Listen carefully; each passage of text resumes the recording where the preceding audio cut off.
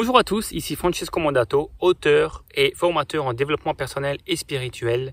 Dans cette vidéo, je voulais vous donner mon avis sur mon amie Adèle, si c'était possible de faire ce qui se passe dans la série Mon amie Adèle, ou dans le livre d'ailleurs.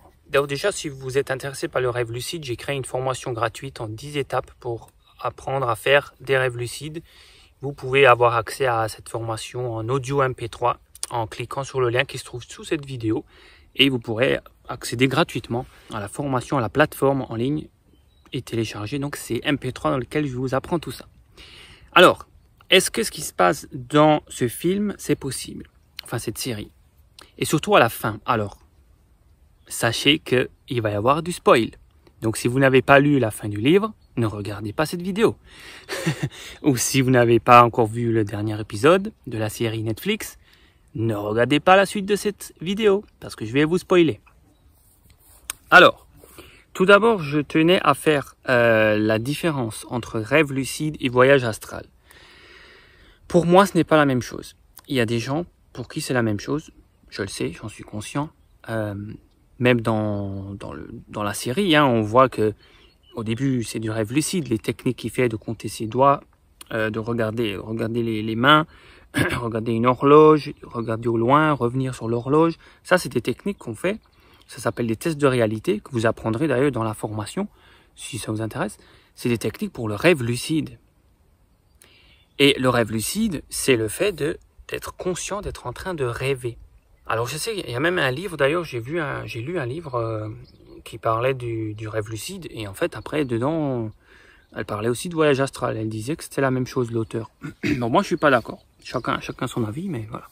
Pour moi, une sortie astrale, c'est une sortie énergétique, avec le corps énergétique. Votre aura, ou votre âme. Chacun va l'appeler différemment, mais bref, c'est une vraie sortie. Pour moi, c'est un dédoublement énergétique. Ce qui n'est pas la même chose qu'un rêve lucide, où un rêve lucide, c'est être encore énergétiquement dans son corps. Par contre, on voyage dans notre inconscient. Un rêve lucide, c'est quand vous êtes éveillé dans votre rêve, c'est-à-dire que votre conscience est active dans l'inconscient. Et les études scientifiques le montrent aussi. Moi, je suis quelqu'un de très ouvert spirituellement, mais aussi j'aime bien la science, quoi.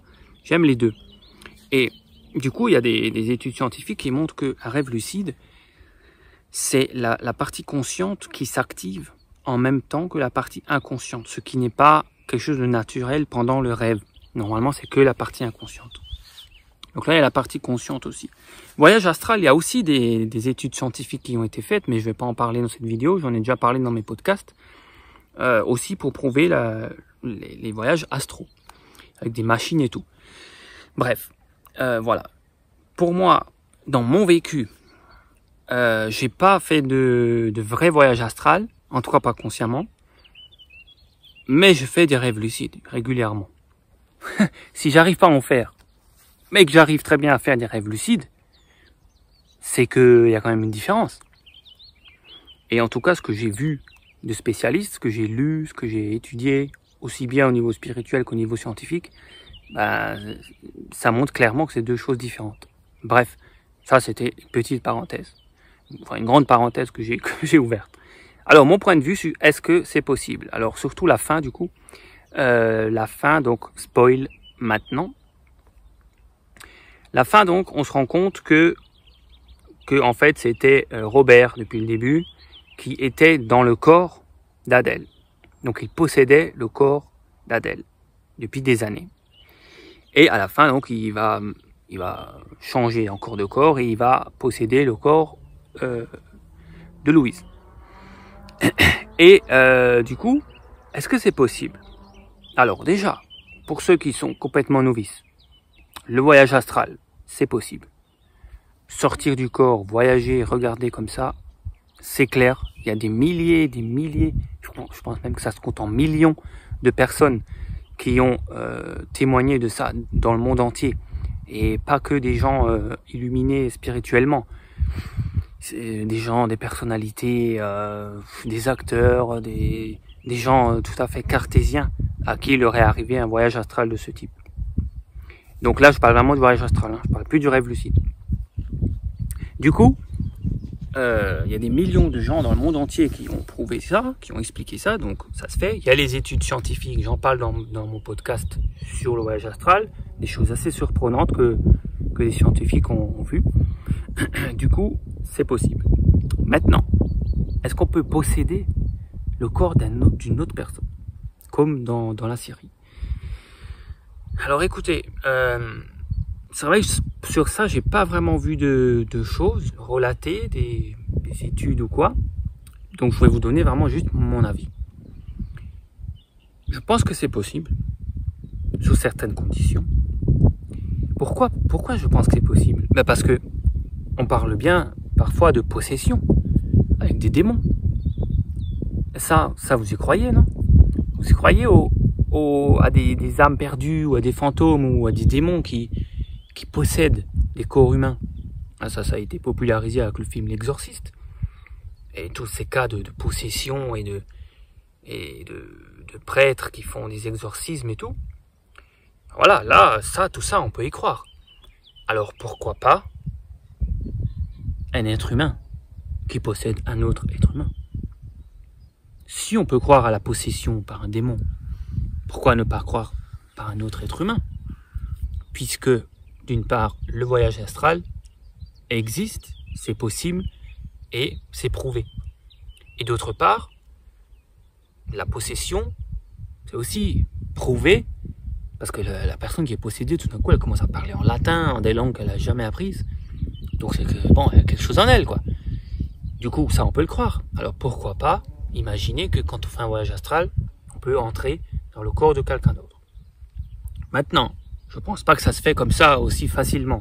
Je pense qu'il y a des règles.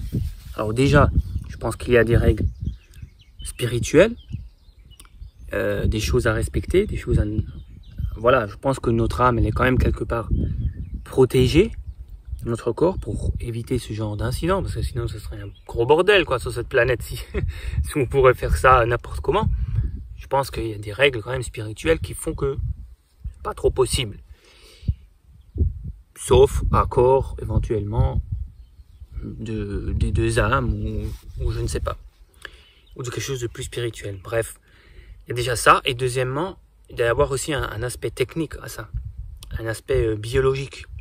Déjà, comme vous voyez dans le film, enfin dans la série, le moment où Robert peut posséder un corps, c'est déjà que l'autre corps est vide. Que l'autre corps, il n'y a pas l'âme dedans, de l'autre personne. Quand il fait l'échange avec Adèle, la première fois, près du puits, là, bah, ils sont sortis tous les deux en même temps, du corps. Et avec Louise, c'est pareil.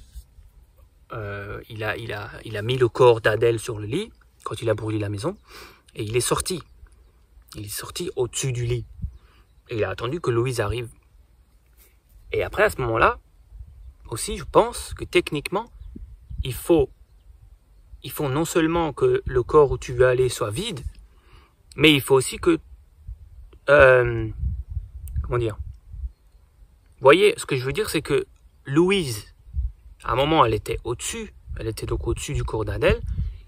Et à ce moment-là, Robert est rentré dans le corps de Louise. Et je pense qu'à ce moment-là, techniquement, Louise n'avait plus le choix d'entrer dans le corps d'Adèle qui était là, qui était dispo, parce que le sien, il a été possédé à ce moment-là. Voilà. Donc je pense que ça, techniquement, il y a quand même des choses quoi à régler. Et en plus, il y a la loi spirituelle, bien sûr, qui nous protège. Donc n'ayez pas peur. Voilà, hein, on dit aussi, si vous vous intéressez au voyage astral, que vous le faites naturellement toutes les nuits. Alors n'ayez pas peur de vous faire posséder parce que vous faites un voyage astral sans vous en rendre compte. Il y a les protections quand même, il y a des protections, comme je vous le dis.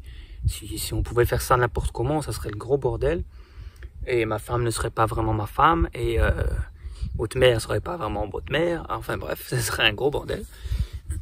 Donc voilà, de mon avis, je pense que c'est faisable. Dites-le moi en commentaire votre avis, si, enfin ce que je viens de dire là, si techniquement ça serait faisable comme ça. En tout cas, voilà, je ne peux pas vous conseiller d'essayer parce que déjà je l'ai pas fait, donc je sais pas ce que ça peut engendrer comme chose.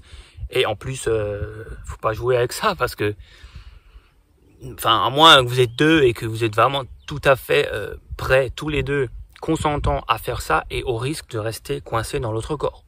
Parce que c'est pas garanti qu'on puisse ressortir comme ça facilement de l'autre corps. Donc, ma foi, si les deux personnes sont consentantes, pourquoi pas. Mais voilà, dites-moi en commentaire si vous pensez que c'est possible et comment, parce que moi je veux bien avoir d'autres avis aussi. C'est pour ça aussi que je fais cette vidéo, pour avoir votre avis. Et puis n'hésitez pas à vous inscrire dans la formation gratuite pour faire des rêves lucides. Donc encore une fois, c'est bien différent du voyage astral.